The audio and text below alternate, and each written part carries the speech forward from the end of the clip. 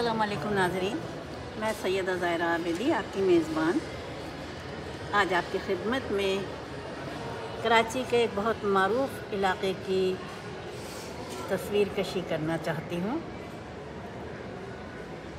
बिस्मिल्लाहिर्रहमानिर्रहीम। रब्बि इश्रह ली सदरी वयस्सिर ली अमरी वाहलुल उक़दतम मिन लिसानी यफ़क़हू क़ौली। अल्लाहुम्मा सल्लि अला मुहम्मदिन व अला आलि मुहम्मदिन कमा सल्लैता अला इब्राहीम व अला आलि इब्राहीम इन्नका हमीदुम मजीद। अल्लाहुम्मा बारिक अला मुहम्मदिन व अला आलि मुहम्मदिन कमा बारकता अला इब्राहीम व अला आलि इब्राहीम इन्नका हमीदुम मजीद।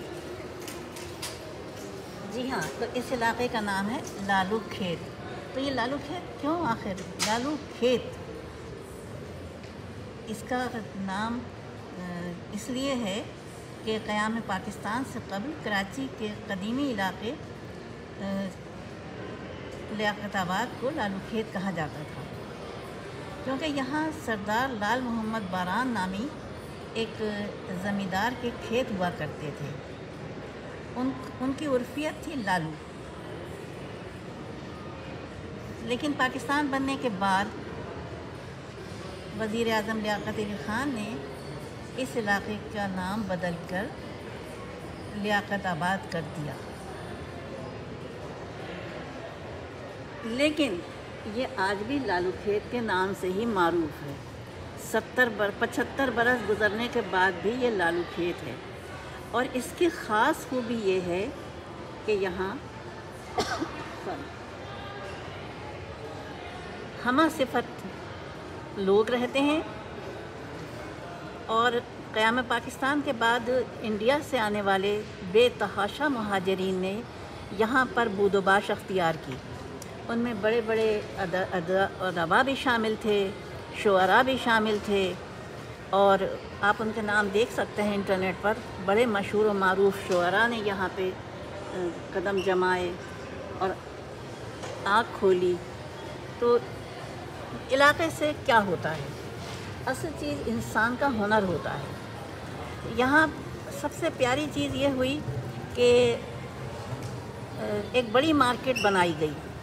लालू खेत के क़ल्ब में बड़ी मार्केट बना के उसके दोनों अतराफ़, सड़क के दोनों अतराफ़ 2 सिनेमा घर भी बना दिए गए। एक का नाम रखा गया नैरंग, दूसरे का नाम रखा गया फिरदौस। जो इधर के हिस्से में आया वो नैरंग सिनेमा था, यानी लालू खेत 4 नंबर 10 नंबर क्रॉस कर जाता था। ये भी बता दूं कि क़याम पाकिस्तान के वक्त 3 हट्टी तक सड़क आती थी, आई चंद्रीगढ़ रोड 3 हट्टी पे ख़त्म हो जाती थी। 3 हट्टी इसलिए कहा जाता था उसे क्योंकि कोने पर 3 दुकानें, हट्टी माने दुकान होती है पंजाबी में, दुकानें थीं 3 फूलों, गुलाब के फूलों की, गुलाब मोतिया। और वहाँ से शहर में लोग ले जाते थे अपने शादी ब्याह के लिए और दूसरी तकारीब के लिए। क़याम पाकिस्तान के बाद मुहाजिरीन ने भी वहाँ कदम जमाए। उसके बाद लातादाद दुकानें हो गई 3 हट्टी पर। अब का मुझे नहीं मालूम, क्योंकि मुझे तो आए हुए भी 17-18 साल हो रहे हैं कि क्या सूरत हाल है। और दूसरी चीज़ ये कि 3 हट्टी जाना भी नहीं हुआ मेरा एक ज़माने से, क्योंकि शहर इधर बढ़ता गया। 3 हट्टी के फ़ौरन बाद अकाबरीन ने सड़कें तामीर करने का इंतज़ाम किया, जो कि यहाँ तक आ गई लालू खेत 10 नंबर तक। उसके बाद फिर नाज़माबाद तक बढ़ाई गई। और जो सबसे पहली आबादी थी वो अल आज़म स्क्वायर थी। वहाँ पर 3 हट्टी के बाद अगर कोई कोना आबाद हुआ था तो वो अल आज़म स्क्वायर था। सैकड़ों फ्लैट बना के दरमियाना तबके के लिए वो दे दिए अल आज़म लिमिटेड में।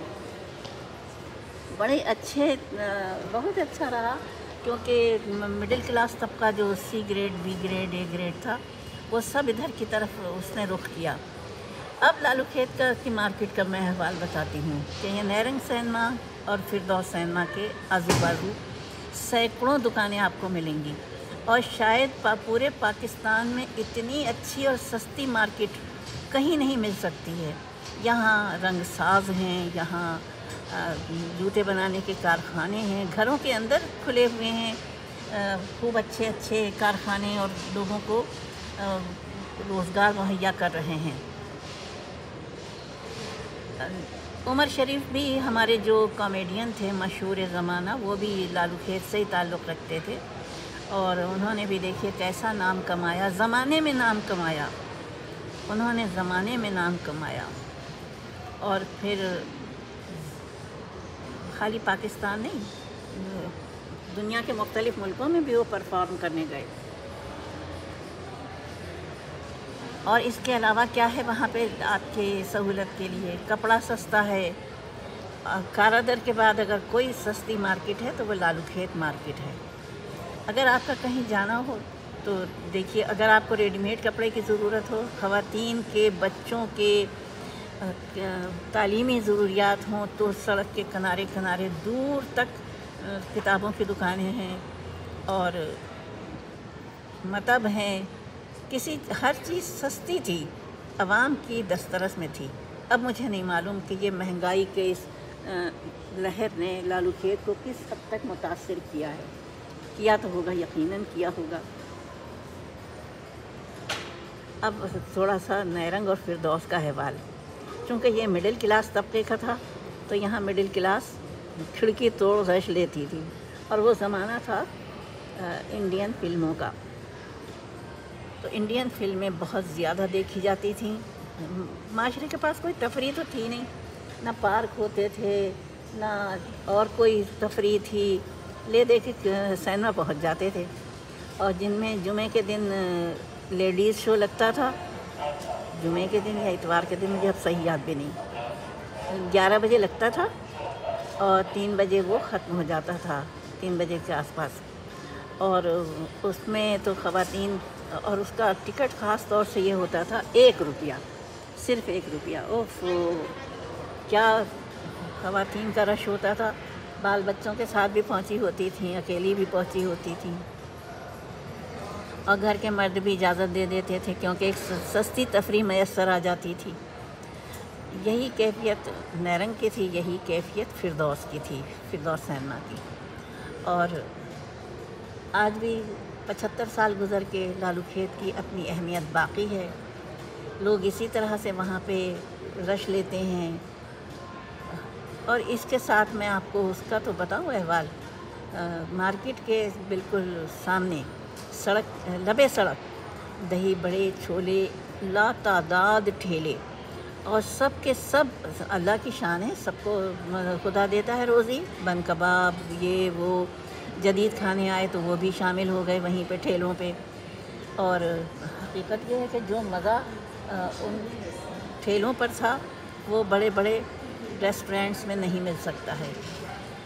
یہ ثقافتی شہر ہے، کثیر الثقافتی شہر ہے، لالو کھیت شہر ہے، یہ علاقہ نہیں ہے، کراچی شہر کے اندر شہر ہے۔